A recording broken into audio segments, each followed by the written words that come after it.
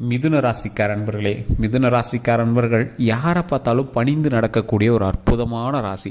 யாரை பார்த்தாலும் ஈஸியாக இந்த ஆள் எப்படின்னு கெஸ் பண்ணிடுவாங்க. இந்த மிதுன ராசிக்காரர் அமைதியாக இருக்கிற மாதிரியே தெரியும், ஆனால் அத்தனை பேர்த்தையும் ஜட்ஜ் பண்ணுறதுல இவர் அளவுக்கு யாராலையுமே ஜட்ஜ் பண்ண முடியாது. ஈஸியாக இவர் எல்லாத்தையும் கணிச்சிருவார். ஒரு 10 பேர் முன்னாடி இருக்காங்க அப்படின்னா இவன் எதுக்காக நம்மக்கிட்ட பேசுகிறான், இவன் இப்படியாப்பட்டவன் தான் அப்படிங்கிறத மற்றவங்களோட அதிகமாக கணிக்கக்கூடிய திறன் கொண்டவங்க இந்த மிதுன ராசி. மிதுன ராசிக்காரர்களுக்கு கடவுளினுடைய அருள் பரிபூர்ணமாக இருக்குது அப்படிங்கிறது எல்லாருக்குமே தெரியும். இருந்தாலும் அதிக கஷ்டங்கள் படுறது மிதுன ராசி தான். காரணம் என்ன அப்படின்னா, இவரை வச்சு தான் கடவுள் டெமோவே பார்க்குற மாதிரி பண்ணுவாங்க. காரணம் என்ன அப்படின்னா, மிதுன ராசிக்காரர்களுக்கு முன்னோர்களினுடைய சாபங்கள் அதிகமாகவே இருந்திருக்கு. அவங்களுடைய முன்னோர்களுடைய கதைகள் எல்லாமே எடுத்து பார்த்திங்க அப்படின்னா மிதுன ராசிக்காரர்களுக்கு மட்டும் நிறைய இங்கே குடும்ப சம்பந்தமான சின்ன சின்ன சிக்கல்கள் இருந்திருக்கும். உங்களுடைய ஜாதக ரீதியாகவும் நீங்கள் கேட்டு பார்க்கலாம். உங்களுடைய பெரியோர்கள் யாராவது இருந்தாங்க, பெற்றோர்கள் யாராவது இருந்தாங்க, தாத்தா பாட்டி யாராவது இருந்தாங்கன்னா அவங்ககிட்டையும் கேட்டு பாருங்கள். உங்களுடைய முன்னாடி இருக்கக்கூடிய முன்னோர்கள், உங்களுடைய 2 தலைமுறையோ 3 தலைமுறையோ முன்னாடிலாம் உங்களுடைய வம்சாவளியினர் அப்படின்னு சொல்லுவாங்க, பரம்பரை அப்படின்னு சொல்லுவாங்க. அந்த பரம்பரையில் ஏதாவது உங்களுக்கு சின்ன சின்ன இன்சிடென்ட் நடந்திருக்கா அப்படிங்கிறத செக் பண்ணி பாருங்கள். அதனுடைய விளைவாக உங்களுக்கு சின்ன சின்ன தடைகளோ அல்லது மாறுதல்களோ உங்களுக்கு ஏதோ ஒன்று ஏற்பட்டிருக்கும். உடனே குழந்தைகள் சம்மந்தப்பட்டது, இந்த மாதிரி ஏதோ ஒரு சம்மந்தப்பட்டது உங்களுக்கு நடந்திருக்கும். அதை கருத்தில் கொண்டு அதற்கு தகுந்தாற் போல் அதை சரி செய்வதற்காக சில ஜோதிடர்களையும் நீங்கள் அணுகியிருப்பீங்க, சில கோவில்களுக்கும் நீங்கள் போயிட்டு வந்திருப்பீங்க. அதே போல் வருடத்திற்கு ஒரு முறை கருப்பு கட்டணும் அப்படின்னு சொல்லுவாங்க, அதெல்லாம் நீங்கள் நிறைய பண்ணியிருப்பீங்க. இந்த மிதுன ராசிக்காரர்கள் இது எல்லாமே பண்ணாலும் அவங்களுக்கு ஒரு சாட்டிஸ்ஃபேக்ஷனான சில விஷயங்கள் இன்னும் கிடைச்சதில்லை அப்படின்னு தான் சொல்லணும். அவர்கள் எல்லாமே நான் சொல்லக்கூடிய விஷயத்தை நீங்கள் கண்டிப்பாக மைண்டில் வச்சுக்கோங்க. இந்த வீடியோ முழுசாக பாருங்கள். பல தடைகளை நீக்குவதற்கும், பல குடும்ப சிக்கலிலிருந்து வெளிவருவதற்கும், பல பிரச்சனைகளிலிருந்து வெளிவருவதற்கும், அதே போல் கல்வி ரீதியான விஷயங்களில் முன்னேறுவதற்கும், தொழில் ரீதியான விஷயங்களில் முன்னேறுவதற்கும், மிகப்பெரிய வல்லுநர்களாக ஒரு இடத்தில் நீங்கள் வாழ்வதற்கும் ஒரு மிகப்பெரிய விஷயத்தை நம்ம சொல்ல போகிறோம். இது நீங்கள் லைஃப்பில் உங்களுக்கு கடவுள் இந்த ஆப்பர்ச்சுனிட்டி உங்களுக்கு கொடுத்துருக்காரு அப்படின்னு ஞாபகம் வச்சுக்கோங்க. இந்த மிதுன ராசிகள் எல்லாத்தையும் ஈஸியாக கணிச்சிடுவாங்க. ஆனால் ஒரு விஷயத்தில் இவங்க ஏமாந்தவங்க அப்படின்னு சொல்லலாம். இவங்களை ஈஸியாக எல்லோரும் ஏமாற்றிடுவாங்க. எதை காட்டி உங்களை ஏமாற்ற முடியும்? ஆசையை காட்டி இல்லை, உங்களுக்கு மேலே பாசத்தை காட்டி உங்களை ஈஸியாக ஏமாற்ற முடியும். பாசத்திற்கு அடிப்பணிந்தவர்கள் இந்த மிதுன ராசிக்காரர்கள். பாசத்தினாலே பல விஷயங்கள் நீங்கள் இழந்தவங்க. ஸோ அதனால் பாச விஷயத்தில் கொஞ்சம் கண்ட்ரோலாகவும் கரெக்டாக இருந்துட்டீங்க அப்படின்னா உங்களை யாராலையும் ஏமாற்ற முடியாது. என்ன தான் நீங்கள் கண்ட்ரோலாகவும் கரெக்டாக இருந்தீங்க அப்படின்னாலும் மனது ரீதியான விஷயங்களில் ஒவ்வொரு விஷயத்தில் நீங்கள் கொஞ்சம் அப்படியே டவுன்ஃபாலாக தான் இருப்பீங்க. இந்த ராசிக்காரர்கள் எப்பொழுதுமே தொழில் ரீதியான விஷயங்களில் ஒரு மிகப்பெரிய ஒரு சாட்டிஸ்ஃபேக்ஷனான தொழில் ஒரு பண்ணும் அப்படிங்கிறதுக்காக எல்லாமே பண்ணுவார். இவர் என்ன தான் தொழில் ரீதியான விஷயங்களில் டாப் மோஸ்ட் சில விஷயங்களை இவங்க செஞ்சாலும் இவருக்கு விபூதி அடிக்கிறதுக்குனே பின்னாடி யாராவது ஒருத்தன் சுற்றிட்டு இருப்பான். ஒரு தொழிலில் நீங்கள் வேலை பார்க்குறீங்க அப்படின்னா வேலை பார்க்கக்கூடிய இடத்துல உங்களுக்கு எதிரிகள் உங்களுக்கு அதிகமாகவே இருப்பாங்க. கூடவே நண்பன் போல் இருப்பான், அவன் தான் உங்களுடைய முன்னேற்றத்தை தடுக்கணும்னு இருந்திருப்பான். அதே போல் நீங்கள் கல்வி சம்மந்தப்பட்ட விஷயத்தில் இருக்கீங்க அப்படின்னா கல்வியில் உங்கள் கூட இருக்கக்கூடிய நண்பன் உங்களை வேறு பக்கம் டைவெர்ட் பண்ணி அவனுடைய முன்னேற்றத்துக்காகவே பார்த்துட்ருப்பான். தொழில் சம்மந்தப்பட்ட விஷயத்தில் உங்கள் கூட வேலை செய்கிறவங்களே, அதாவது நீங்கள் ஒரு ஓனராக இருக்கீங்க இல்லை தொழில் செஞ்சுருக்கீங்க அப்படின்னா உங்கள் கூட வேலை செய்கிறவங்களே உங்களுக்கு சின்ன சின்ன விஷயத்தில் டென்ஷன் பண்ணிவிட்டு ஒரு மிகப்பெரிய முன்னேற்றத்தை தடுக்கிற மாதிரி உங்களுக்கு தோணியிருக்கும். தடுக்க மாட்டாங்க, ஆனால் அவங்க முயற்சி செய்தால் இன்னும் நீங்கள் மேலே வரலாம், ஆனால் அந்தளவுக்கு எங்கேயும் ஸ்டெப் எடுக்க மாட்டாங்க. இது உண்மை அப்படின்னா நீங்கள் மறக்காமல் கமெண்ட் செக்ஷனில் பதிவிடுங்க. இந்த மிதுன ராசிக்காரர்களுக்கு மட்டும்தான் இந்த மாதிரி விஷயங்கள் அதிகமாகவே நடந்திருக்கு அப்படின்னு சொல்லலாம். இந்த ராசிக்காரர்களுக்கு கல்வி சம்மந்தப்பட்ட விஷயங்களில் நிறைய விஷயங்களில் தடை ஏற்பட்டு தான் அந்த கல்வியே நீங்கள் முடிக்கிற மாதிரி இருந்திருக்கும். முன்னொரு காலத்துலேயே இருந்தாலும் சரி, இப்போ இருக்கக்கூடிய காலத்துலேயே இருந்தாலும் சரி, ஏதோ ஒரு படிச்சுட்டு இருப்பீங்க, அதில் ஏதோ ஒரு சின்ன சின்ன டைவர்ஷனால் நீங்கள் கல்வி மாற்றமோ இடமாற்றமோ இல்லை கல்வி கம்ப்ளீட் பண்ணாமையோ ஏதோ ஒரு விஷயத்தினால மாறி நீங்கள் பண்ணிடுற மாதிரி இருக்கும். ஸ்கூல் லைஃபே பாருங்கள், ஒரே ஸ்கூல்லேயே நீங்கள் கம்ப்ளீட் பண்ணுறதுக்கான வாய்ப்புகள் கொஞ்சம் கம்மி தான். அதே போல் கல்வியே நீங்கள் முழுசாக முடிச்சிருக்கீங்க அப்படின்னாலும் அது கொஞ்சம் கம்மி தான். அதிகமாக இந்த கல்வி முழுசாக முடித்த மிதுன ராசிக்காரர்கள் கொஞ்சம் கம்மி தான். இருந்தாலும் நல்ல ஒரு முன்னேற்றம் இருக்கக்கூடிய, ஒரு முன்னாடி இருக்கக்கூடிய ஒரு வழிகாட்டுதலின் பேரில் முன்னேற்றம் இருக்கக்கூடிய ஒரு நபராக தான் நீ இருந்திருப்பீங்க. இந்த ராசிக்காரர்களுக்கு தொழில் சம்மந்தப்பட்ட விஷயங்கள் எந்த அளவுக்கு மேன்மை கொண்டு வருதோ அந்த அளவுக்கு தொழில் ரீதியான விஷயங்களில் கவனமும் இருக்கணும் அப்படிங்கிறத நீங்கள் மைண்டில் ஞாபகம் வச்சுக்கணும். கவனமாக இருக்கக்கூடிய ராசிக்காரர்களில் இந்த ராசிக்காரர்கள் 2026 முதன்மையில் இருக்கீங்க. 2026 முதன்மையில் இருக்கீங்க. கவனமாக இருக்கணும். எதில் சார் கவனமாக இருக்கணும்? தொழிலில் நீங்கள் கண்டிப்பாக கவனமாக இருந்தே ஆகணும். கல்வியில் கவனமாக இருந்தே ஆகணும்.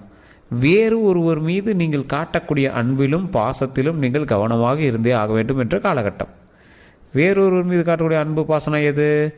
யாராவது உங்களுக்கு நீங்கள் ஆணாக இருந்தீங்க அப்படின்னா பெண் மேலே காட்டக்கூடிய பாசமும், பெண்ணாக இருந்தீங்க அப்படின்னா ஆண் மேலே காட்டக்கூடிய பாசமும், இருபாலரினுடைய பாசமும், முறை சம்பந்தப்பட்ட பாசங்களாக இருந்தால் மிகவும் நல்லது.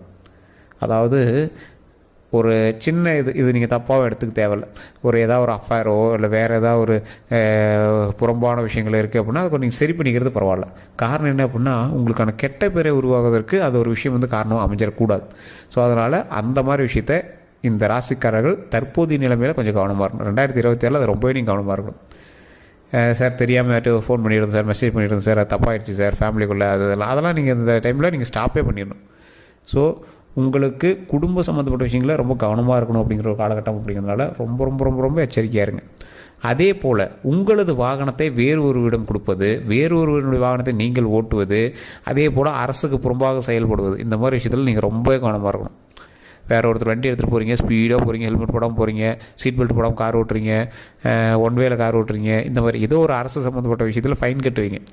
ஸோ அந்த அரசு சம்மந்தப்பட்ட விஷயத்தில் ஃபைன் கட்டுறது சின்னதாக ஏதோ ஒரு ஹெல்மெட் போடாது அந்த மாதிரி ஏதாவது நீங்கள் ஃபைன் கட்டிங்கன்னா கூட ஓகே தான். ஹெல்மெட் போடாத சின்ன விஷயம் இல்லை, அதுதான் மிகப்பெரிய விஷயம். ஸோ இந்த மாதிரி ஏதோ ஒன் வேல போகிறீங்க அதுக்கெலாம் ஃபைன் கட்டுறீங்க அப்படின்னா அதெல்லாம் ஓகே தான். ஆனால் வண்டி சம்மந்தப்பட்டது ஏதாவது பணம் எடுத்துகிட்டு போகிறீங்க, ஏதாவது ஒரு லேண்ட் விஷயத்துக்கு போகிறீங்க, அதிக பணம் எடுத்துகிட்டு போனால் லாக் ஆகிடுறீங்க, இந்த மாதிரி ஏதோ ஒரு பெரிய பெரிய அரசு சம்மந்தப்பட்ட விஷயத்தில் வசிக்கிறதுக்கான வாய்ப்புகள் அதிகமாக இருக்குது. அது கொஞ்சம் கவனமாக பார்த்துக்கணும். டாக்குமெண்ட் சம்மந்தப்பட்ட விஷயங்கள், அரசு சம்மந்தப்பட்ட விஷயங்கள் இது இணைஞ்சிருது. டாக்குமெண்ட் சம்மந்தப்பட்ட விஷயங்கள் போய் ஆதார்லையாவது பிழை திருத்தம் பண்ணுவீங்க, ஓட்டர் ஐடியிலையாவது பிழை திருத்தம் பண்ணுவீங்க, எல்லாம் ரேஷன் கார்டுலையாவது ஆள் சேர்த்துவீங்க. இந்த மாதிரி உங்களுடைய டாக்குமெண்ட் சம்மந்தப்பட்ட விஷயத்தில் ஏதோ ஒரு திருத்தங்கள் செய்யக்கூடிய ஒரு காலகட்டமாக இந்த காலகட்டம் உங்களுக்கு அமையுது.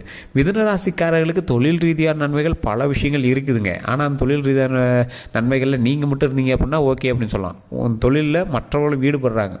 இந்த தொழில் எப்பயுமே ஒரு சார்ந்து இருக்காது. நீங்கள் பண்ணக்கூடிய தொழில் எப்பவுமே ஒருத்தர் சார்ந்து இருக்காது. நீங்கள் மட்டும் கல்லாவில் உட்காந்துட்டு நீங்கள் மட்டும் வேலையை பார்த்துக்கலாம் அப்படிங்கிற மாதிரிலாம் இருக்கவே இருக்காது. அதில் ஒரு 4-5 நபராவது ஈடுபட்டே ஆகணும் அப்படிங்கிற ஒரு காலகட்டம். ஸோ அதனால் அவங்களுடைய தசாபுத்தியின் பால் உங்களை கொஞ்சம் கொஞ்சம் அப்படியே மூவ் பண்ணும். உங்களுடைய தசாபுத்திக்கு நீங்கள் மட்டும் செய்யக்கூடிய விஷயங்கள் கம்மி தான். உங்களுக்கு எதிர்க்க இருக்கக்கூடியவர்கள் உங்களோடு சேர்ந்து பணியாற்றும் போது அதற்கான முன்ன பின்ன இருக்கக்கூடிய சில விஷயங்களை அதிகமாக நடத்துவாங்க அப்படிங்கிறத இந்த விஷயத்தில் நீங்கள் கவனமாக எடுத்துக்கணும்.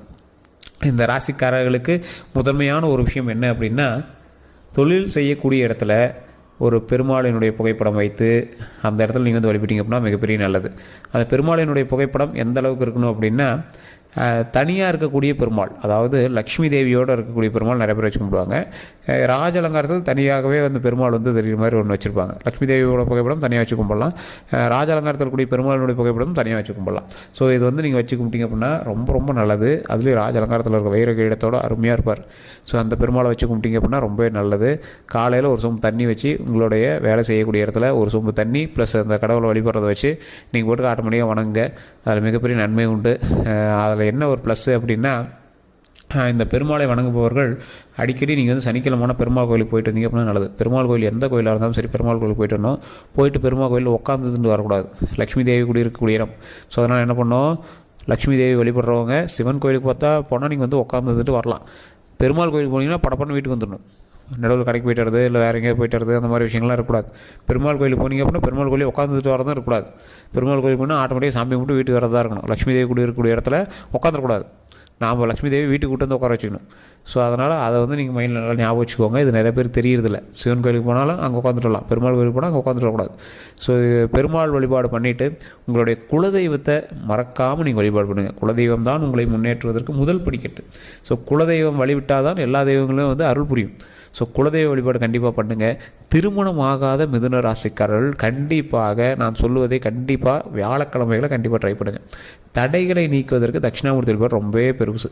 குழந்தைகள் இல்லாதவங்களுக்கும் சரி, அதே மாதிரி திருமணம் ஆகாதவங்களுக்கும் சரி, தட்சிணாமூர்த்தி வழிபாடு வியாழக்கிழமை தட்சிணாமூர்த்தி கொண்டக்கடலை மாலை போட்டு வழிபட்டீங்க அப்படின்னா மிகப்பெரிய சந்தோஷம், மிகப்பெரிய நன்மை நடக்கும். அதை நீங்கள் கண்டிப்பாக ட்ரை பண்ணி பாருங்கள். கொண்டக்கடலை வழிபாடு, தட்சிணாமூர்த்திக்கு செய்யக்கூடிய வழிபாடு, தட்சிணாமூர்த்தி வழிபாடு. ஸோ இதுதான் 2 நெய் விளக்கு வைக்கிறீங்க, தட்சிணாமூர்த்தி வழிபடுறீங்க, கொண்டக்கடலை மாலையோ இல்லை கொண்டக்கடலை வச்சு வழிபடுறீங்க.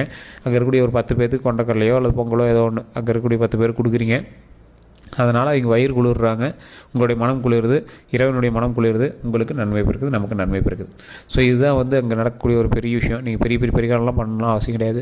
நிறைய பேர் தசாபுத்தியெல்லாம் செக் பண்ணிவிட்டு பார்த்துட்ருப்பீங்க. சரி, தசாபுத்தியின் பால் எப்படி நடக்கும், அதை நம்ம எப்படி செக் பண்ணுறது? ஏன்னா இப்போ நம்ம சொல்கிறது பொது பலம் தான். தசாபுத்தியை வச்சு எப்படி கணிக்கிறது அப்படின்னு கேட்குறவங்களுக்கு இந்த வீடியோவில் ஒரு முக்கியமான விஷயத்தை நான் சொல்கிறேன், நோட் பண்ணிக்கோங்க. சார் உங்களுடைய ஜாதகத்தை செக் பண்ணிக்கோங்க, லோக்கலில் இருக்கக்கூடிய ஜோதிடர்கிட்டே கொடுங்க. தசாபுத்தி எங்கே இருக்குது, உங்களுக்கு மாந்தி எப்படி இருக்குது எல்லாமே கேளுங்க. இல்லை சார் அங்கே சரியான ஒரு இது கிடைக்கல அப்படின்னா டிஸ்கிரிப்ஷனில் நம்பர் இருக்குது, பிரபல ஜோதிடருடைய நம்பர் தான் கொடுத்துருக்கோம். அதே மாதிரி ஸ்க்ரீன்லேயும் பார்த்தீங்கன்னா நம்பர் ஓடிட்டுருக்கு, அந்த நம்பருக்கு நீங்கள் வந்து ஃபோன் பண்ணி பேசி தெரிஞ்சுக்கலாம். வேறு எந்த ஒரு கருத்துக்களாக இருந்தாலும் மறக்காமல் கமெண்ட் செக்ஷனில் பதிவிடுங்க.